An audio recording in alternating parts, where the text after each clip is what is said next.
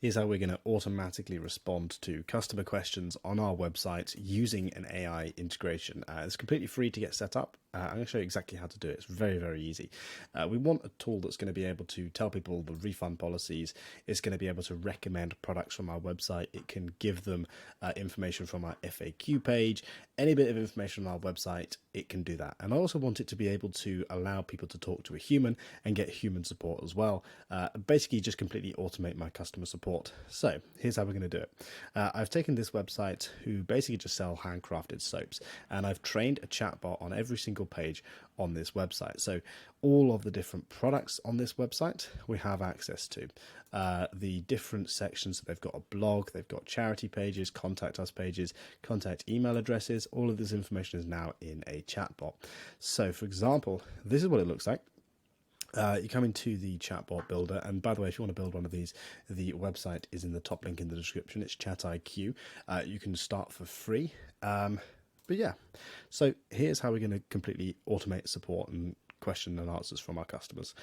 If we come to the chat with us section, I've given it already a little bit of training data, and I've already started to train its memory. So you can see here, if I want to track my order, you can go ahead and track your order by using your tracking number provided in the shipping confirmation email. Now, say for example, I'm not happy with this response from the AI, and let's say I use Royal Mail tracking. Let's just put that in here. We can find the Royal Mail tracking link, track your item, and then when we come back to here, we can actually adjust the response from the AI. Let's add it in. So we're going to add it in here. I said, or at this link, and we're going to turn link into a hyperlink, and we're going to do that, and then we're going to add in the URL into here. So now every single time somebody talks to our chatbot and they ask about tracking their order, they can literally just get the information straight away in the chatbot. And you can see here, now when I ask it this question, go ahead and click this link here. It's going to open up the tracking link for Royal Mail. You can see in here, I've got the UTM source, well, which is not particularly important for the tracking thing, but if I asked it to recommend me a product sorry, the microphone's in front of the keyboard, so I can't see, for dry skin, it's going to go ahead and read the entire website and find me specific products. I recommend this product here.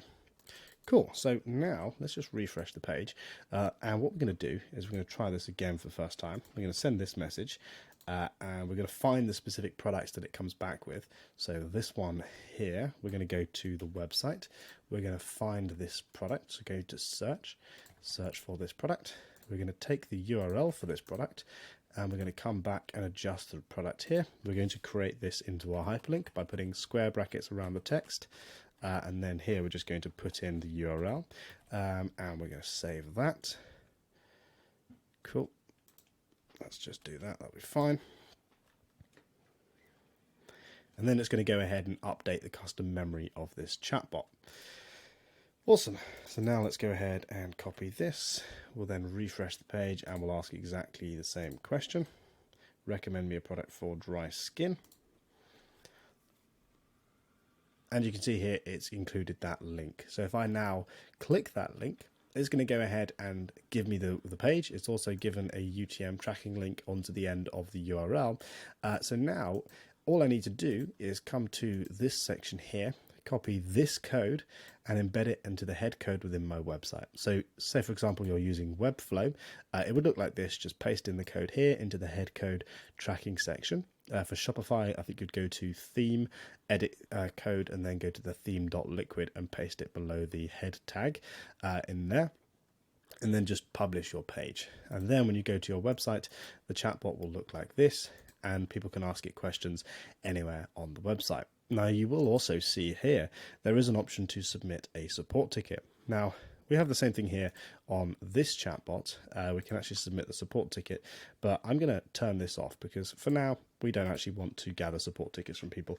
We're just going to want to have just a chatbot on our website. And we've obviously got a couple of things down here. What else can we do with this chatbot? Well, one of the biggest problems people have when they come to a website is not only not knowing what products they want, how they can get find their tracking number, but they can also, for example, need help with customer support, which is getting in contact with a human. So let's just turn on support ticketing, and let's just say, how can I get a refund? We're going to ask this question now, and over time, as people talk to your chatbot, it builds a custom memory. So you can see here, it says, please refer to our refund policy at this link. So if I go to this link, I can see the refund policy.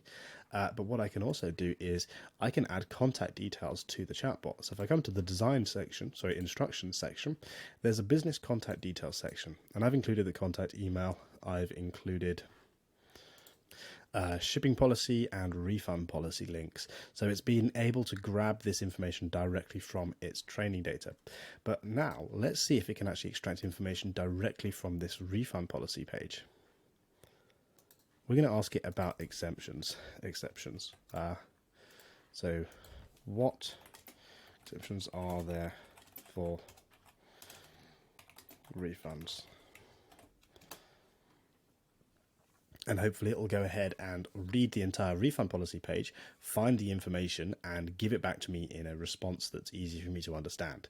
So you can see it only takes a couple of seconds for that response to come through. For information regarding exceptions of our refunds, please refer to our refund policy at. Okay, cool. If you have any further questions. So in this case, the chatbot's not responding exactly in the way that we would want. So what we can do is we can actually add specific steps into the chatbot, specific instructions to make sure it expands upon the information a little bit more.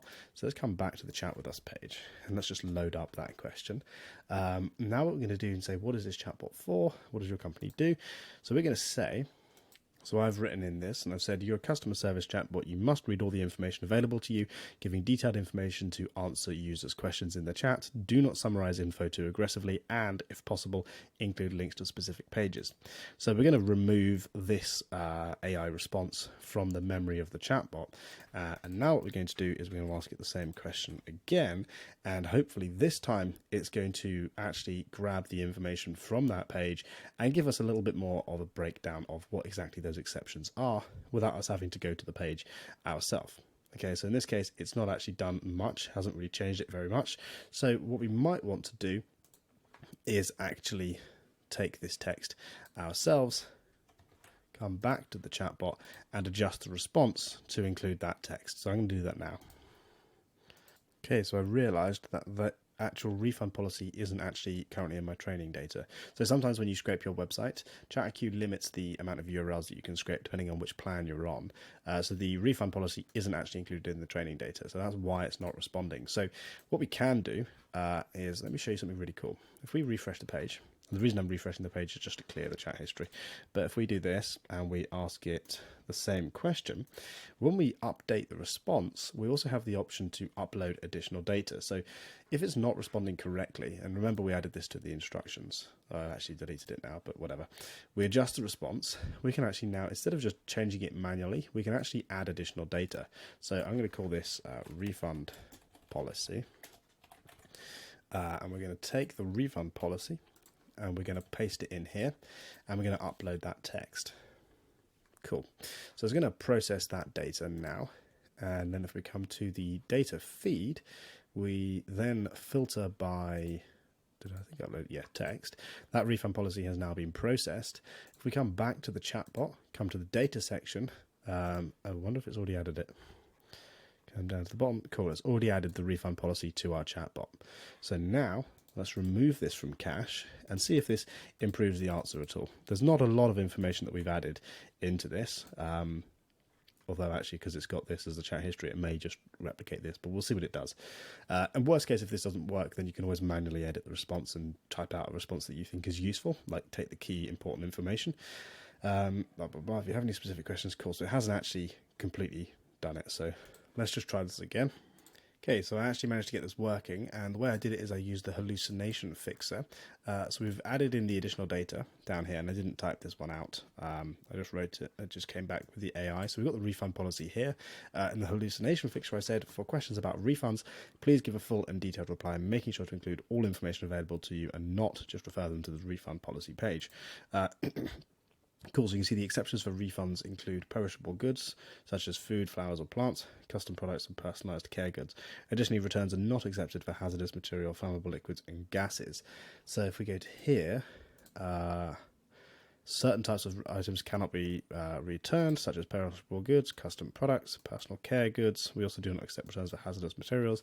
Awesome, so that information has come through correctly. The only thing is it's used orders at this email.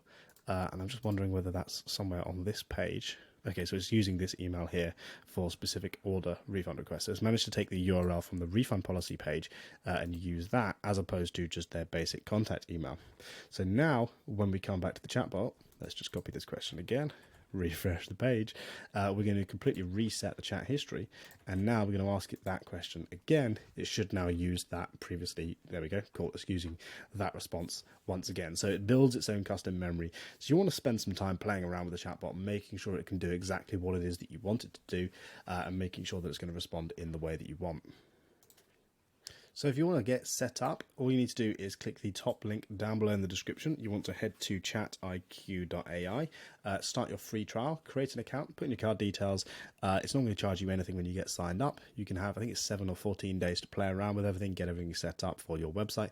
And then after that, if you come to our website, it's $30 a month for the basic plan. And if you want any additional features, if there's any specifics that you would like from your chatbot, you can always ask our chatbot here. So if you're looking for a custom feature, we're happy to help you with that. Just go ahead and schedule a call with me and I can talk you through exactly how to get set up with custom features and any other bits and pieces that you need. Awesome. So I will see you guys in my next video.